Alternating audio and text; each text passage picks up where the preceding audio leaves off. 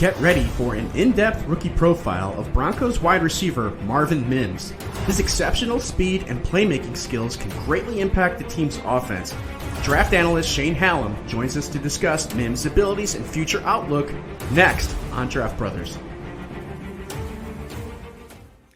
Okay, welcome to Draft Brothers, powered by Champions Round, where we discuss all things NFL and fantasy football. Thanks for joining us. I am your host, Jeff Hasley, and I'm joined by my draft brother, Dan Turner. And today we're going to dive into the rookie profile of Marvin Mims, the dynamic wide receiver who adds a new dimension to the Denver Broncos offense. With his remarkable speed and playmaking abilities, Mims is poised to make a significant impact alongside Jerry Jeudy.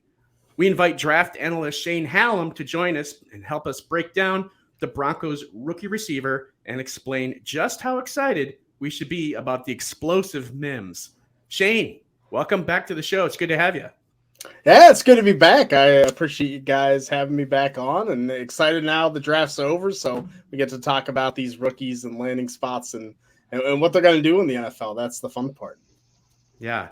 Shane is the managing partner of Draft Countdown. You might have heard of that. He's co-host of the Devy Marketplace podcast, and he writes for Dynasty League Football. In short, he knows his rookies. And Shane, we're glad to have you. So let's get to it, shall we? Yeah. All right. So Shane, Dan and I have just kind of scratched the surface talking about Mims in previous videos. What do we know about him? We know he's 5'11", 183 pounds. He was an early declare out of Oklahoma. He's fast, 4.38 speed at the combine.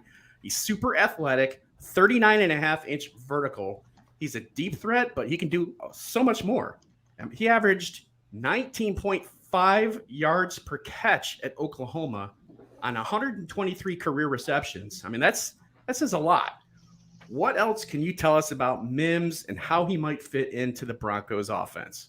I think you just get this kind of all-around weapon with Mims where the speed, the deep threat is the biggest thing that he does well. You know, you mentioned the yards per catch, and I think you really saw it last year when he played against good corners.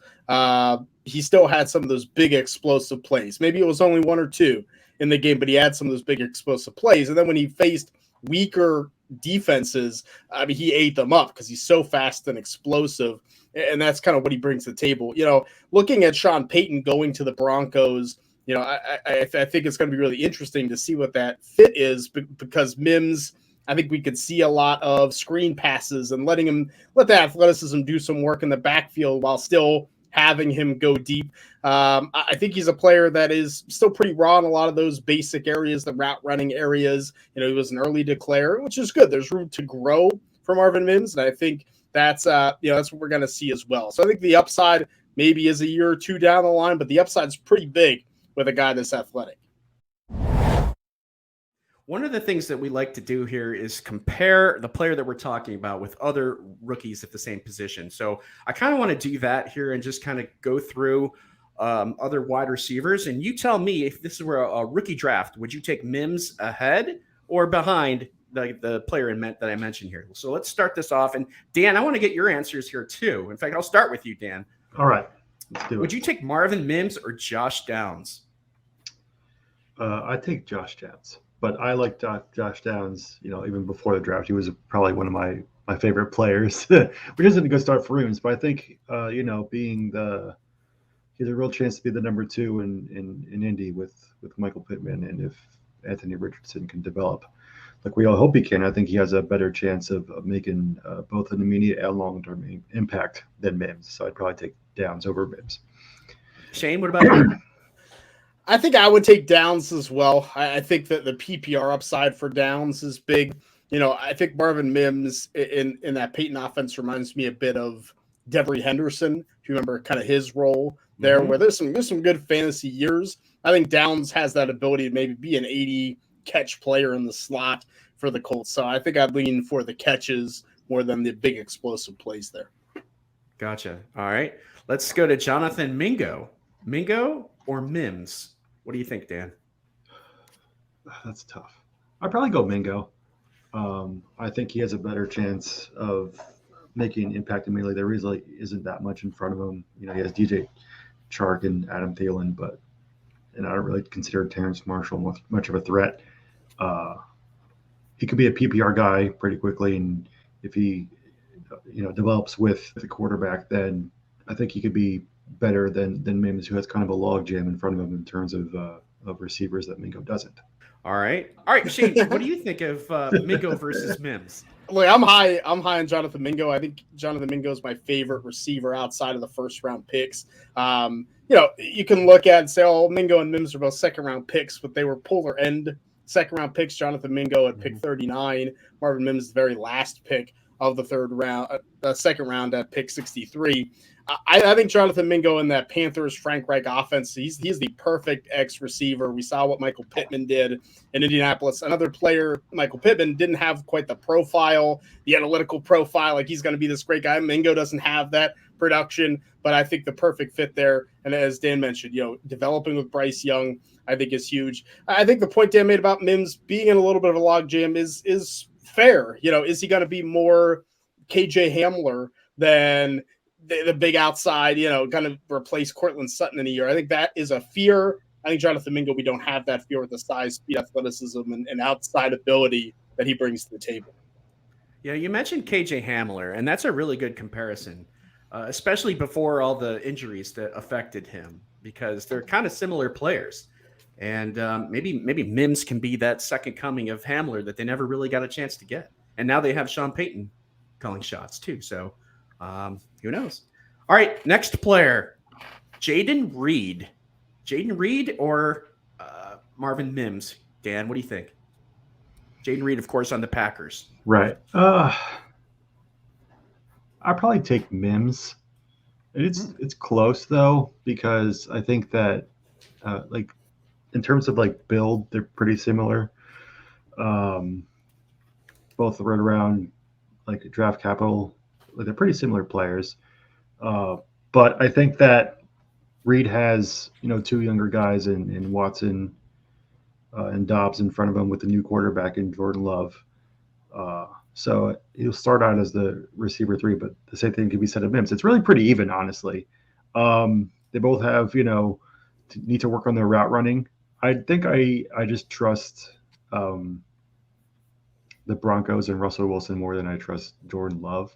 At this point, that's fair. The only tiebreaker, because in terms of profile and weaknesses and strengths, they're both pretty much the same player. Mims is faster than Reed, but that's so I probably take Mims just based on the QB tiebreaker, I guess. What do you think, Shane? Comparing Mims versus Jayden Reed? It's no question to me. I'm taking Marvin Mims here.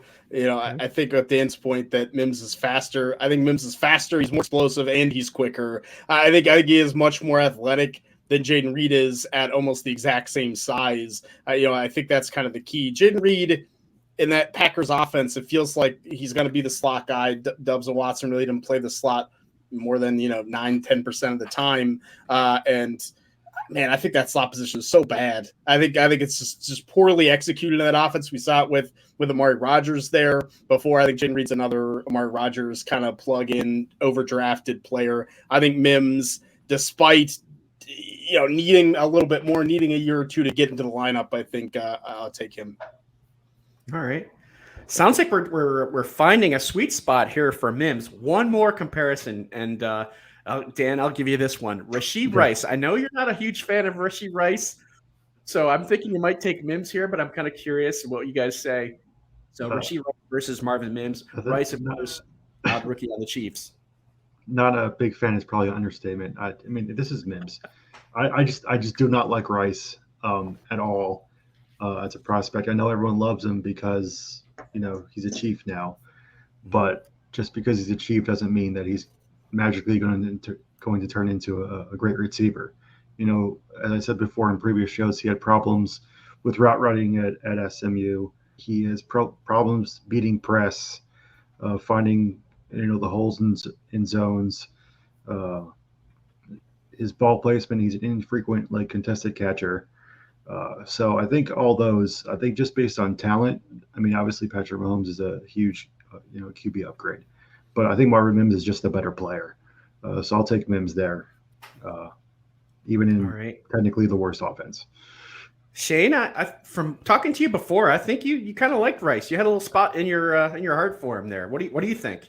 I do. It's very close for me. I think I'll take Mims here as well. But I think it is super close to two very different positions that they're going to play. But I do think there's more of a possibility for Mims to really break out in a year or two and be a fantasy guy. Whereas maybe Rashee Rice can do what Juju Smith-Schuster did last year, and that's kind of the upside. It's like, yeah, it's okay. That might be the best.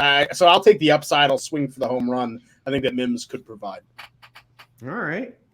Well, that's our breakdown of Broncos rookie wide receiver Marvin Mims. Thanks for tuning in. Thank you, Shane. We appreciate you sharing your expertise and your insights on the Broncos and Marvin Mims outlook.